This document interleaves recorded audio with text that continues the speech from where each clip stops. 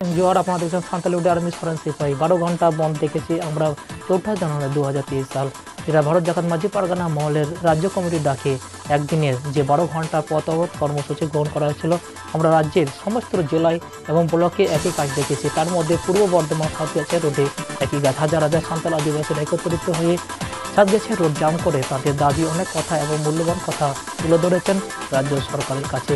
অনেক আগে দেখেছে ডিএম ডেপুটেশন সরকারের কাছেও ডেপুটেশন দেওয়া হয়েছে, তাও সত্ত্বেও সরকার না মানায় আজ সাঁওতাল আদিবাসীদের বৃহত্তর সমাজ সংগঠন ভারত জাকাত মাঝি পারগানা মহলের যে পনত পারগানা মানতান রবীন্দ্রনাথ মুর্মুর ডাকে আজ এই 12 ঘন্টার পথ অবরোধ কর্মসূচি। এখানে অনেক হাজার হাজার সাঁওতাল আদিবাসী জমায়েত হয়ে তাদের অনেকই মূল্যবান কথা পেশ করেছেন। আমরা দেখছি এখানে অনেক দামি এবং মূল্যবান কথা পেশ করে আছেন। আমরা আজকে শুনবো আদিবাসী কন্যা মিনতি হাঁসদা, তার সামনে অনেক বাস্তব ঘটনা ঘটে যাওয়ায় সেই কথা তুলে ধরেছেন। আজকে আমরা এতগুলো মানুষ এইখানে জড়ো হয়েছি না খেয়ে না দিয়ে আমাদের একটু অধিকার পাওয়ার জন্য, যা আজ পর্যন্ত আমরা পাইনি।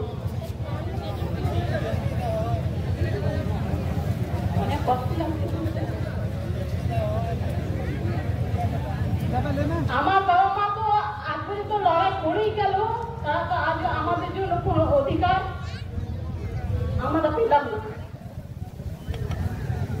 তাই আমিও চাইছি না যে আমার ছেলেমেয়েরা যেন না পায়। সেই জন্য আমি আজ না খেয়ে না জল খেয়ে এই আজ আমরা পথে বসে আছি। আজ এই কথা যেন সেই লোকেদের কানে গিয়ে পৌঁছায় যে আমাদের অধিকারটাকে তারা অধিকার করে তারা সুখে দিন কাটাচ্ছে, আমাদের খাদ্যটাকে তারা কেড়ে নিয়ে আর তারা সুখে খেয়ে বেঁচে আছে। তাদের কানে গিয়ে যেন এই কথা তাদের পৌঁছায়, যারা আমাদের গায়ের চাদরটাকে কেড়ে নিয়ে তারা আজকে গরমে এখনো তারা শুয়ে আছে।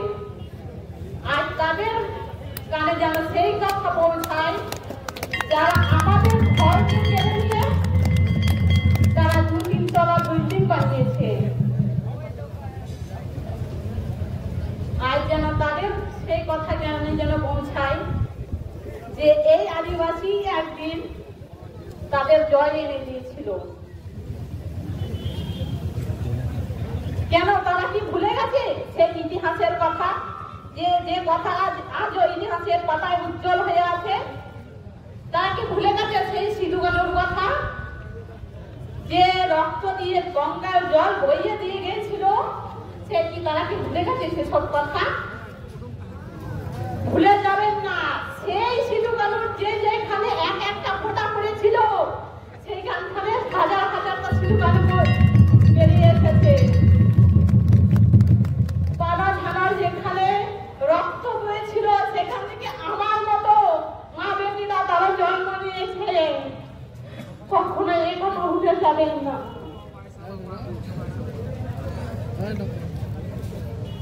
আমি এই দীর্ঘনু এখন থেকে ধরিনি, আমি সেই ছোটবেলা থেকে প্র্যাকটিস করে যাচ্ছি। আমি স্কুল লাইফে কত রকমের প্রাইজ এনে দিয়েছি। আমার বাবার যদি সত্যি করে পয়সা থাকতো আমি আজকে খুব ভালো জায়গায় খেলা করতাম, কিন্তু সেই অধিকার আমাদের নেই। কোন বড় লোকেরা, কোন নেতা মন্ত্রীরা আমাদের পাশে এসে দাঁড়ায়নি। আজকে তাহলে আমি হয়তো একটা ভিডিও বলতে হতাম না, আমিও একটা মানুষের মতো মানুষ হতাম।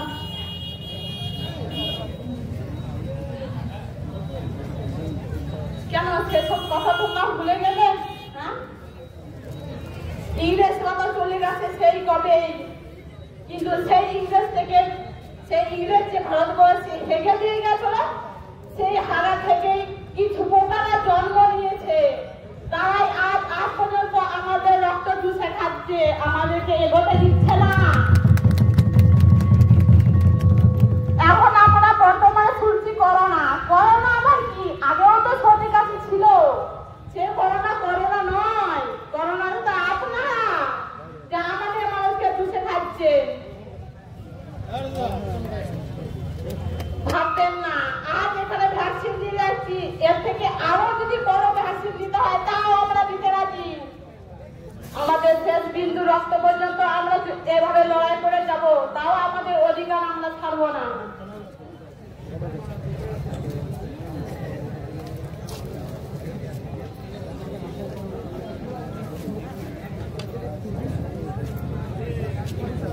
ভাবতে অবাক লাগে। কালো দেখলাম দাদুরা যুদ্ধ করে করে চলে গেলেন, বাবারাও চলে গেলেন, আজ আমরা চলছি। কেন কেন এতদিন এত অপেক্ষা কেন আমাদের? এই কিন্তু আমি এমনি ধরিনি, সেই লোককে আমার সামনে এনে দিন যে আমাদের সব অধিকার থেকে বঞ্চিত করেছে, তার প্রতিদিন দিয়ে না ফেলতে পারি। আমি এক আদিবাসী মেয়ের গর্ভ থেকে জন্ম নিইনি।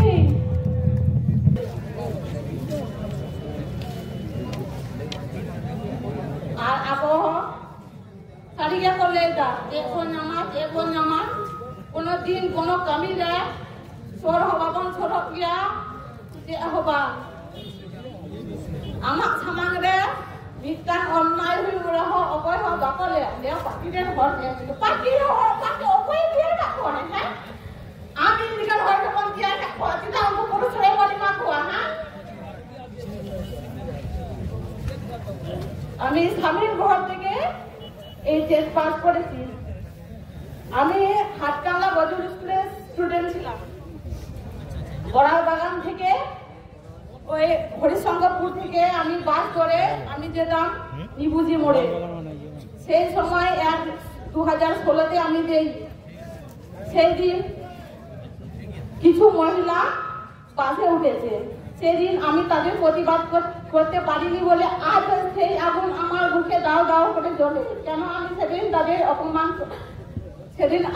সহ্য করলাম, আমি কেন তাদের এখনো কিছু বলতে পারিনি, সেই কথা আজ আমার বুকে বুকে খায়। এই কথা আমি কারোর সঙ্গে কোনোদিন শেয়ার করিনি, কাউকে বলিনি।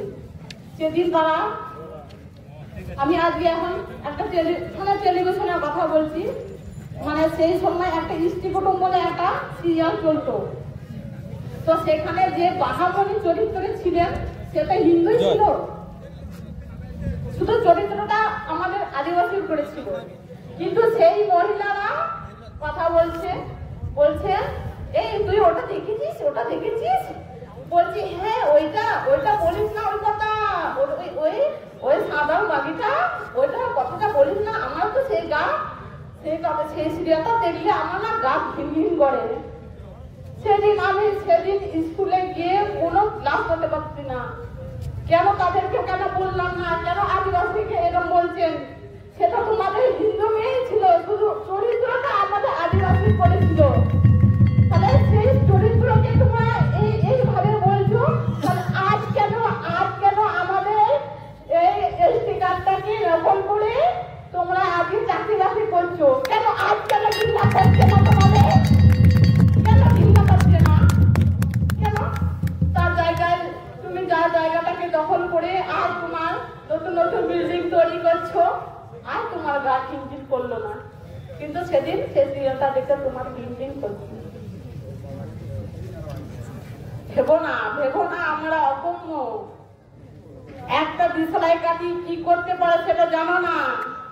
এই আদিবাসীর এই চোখটা যেদিন খুলে যাবে পুরো ভারতবর্ষ পুড়ে ছাই হয়ে যাবে। কিন্তু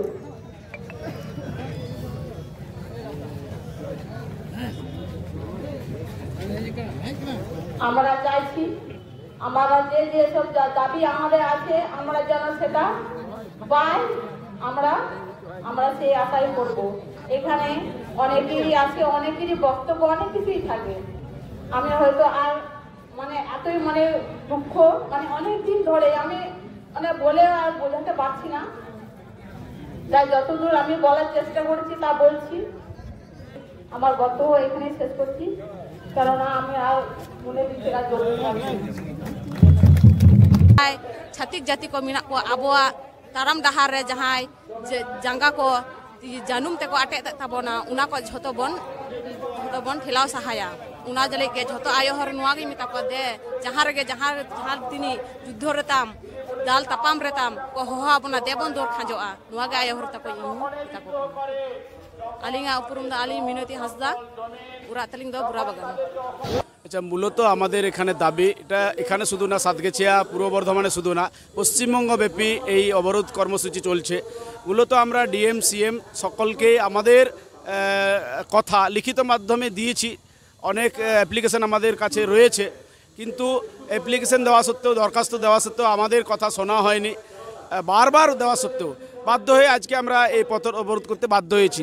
মূলত দাবি যেটা, মূলত কথা যেটা, সেটা আমরা চাইছি, আপনারা জানেন রবীন্দ্রনাথ ঠাকুরের কথায় মাতৃভাষা মাতৃদুগ্ধ সমান, অর্থাৎ আমরা মাতৃভাষাতে শিক্ষা চাইছি, শিক্ষার উপযুক্ত পরিকাঠামো চাইছি। আমরা চাইছি সাঁওতালি, পৃথক সাঁওতালি বোর্ড। আমরা চাইছি প্রত্যেকটা স্কুলে সাঁওতাল ছেলে যেখানে আছে সেখানে যেমন সংস্কৃত পড়ানো হয়, যেমন হিন্দি পড়ানো হয়, তেমন টিচার নিয়োগ করা হোক এবং সাঁওতাল ছেলে মেয়েদের সাঁওতালি শেখানো হোক পঠন পাঠনের মাধ্যমে, সিলেবাসের মাধ্যমে। আর আমরা চাইছি শিক্ষক নিয়োগ হোক, ফ্রেশ শিক্ষক নিয়োগ হোক, যারা সাঁওতালি জানবে, তবে এই ভাষাকে বাঁচানো যাবে।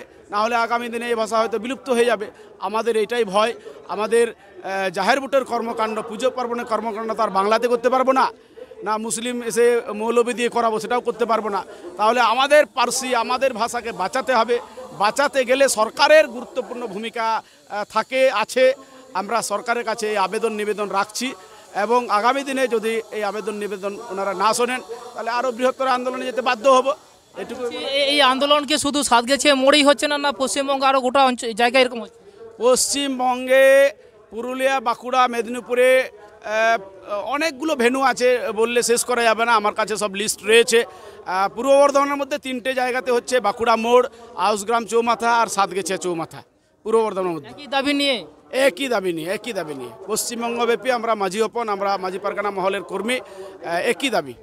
এরপর যদি রাজ্য সরকার কোনোভাবে এই দাবিগুলো যদি না মানে আগামী দিনে আপনাদের পদক্ষেপ বা কি সিদ্ধান্ত নিতে পারেন আপনারা? আমাদের সরকারের প্রতি এখনও আস্থা রয়েছে, বিশ্বাস রয়েছে, উনি আমাদের কথা বিবেচনা করবেন। যদি বিবেচনা না করেন আমরা সেটা বাস্তব জীবনে, প্রাত্যহিক জীবনে অ্যাপ্লিকেশনের মাধ্যমে সেটা দেখতে পাবো। শিক্ষক নিয়োগ হচ্ছে কি হচ্ছে না, পৃথক সাঁওতালি বোর্ড গঠন হয়েছে কি হয়নি, সবাই আমরা দেখতে পাবো। যদি না করা হয় তাহলে সত্যি পশ্চিমবঙ্গে আরও বৃহত্তর আন্দোলন হবে। আমার নাম মহাদেব টুডু, মেমারি নাগার পৌরসভার আমি নাগার পারগানা। কেন আপনারা এই রোড জাম করে আছেন? হ্যাঁ, নমস্কার, সবাইকে জোহার জানাচ্ছি।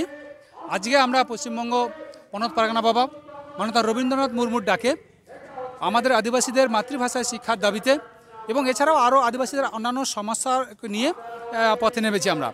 আমরা এর আগে পঞ্চায়েত লেভেল থেকে ডিএম থেকে সিএম পর্যন্ত ডেপুটেশন বা বিভিন্ন নিবেদনের মধ্যে দিয়ে সুষ্ঠু পরিকাঠামো, শিক্ষার, মাতৃভাষায় শিক্ষার সুষ্ঠু পরিকাঠামো দাবি করেছিলাম।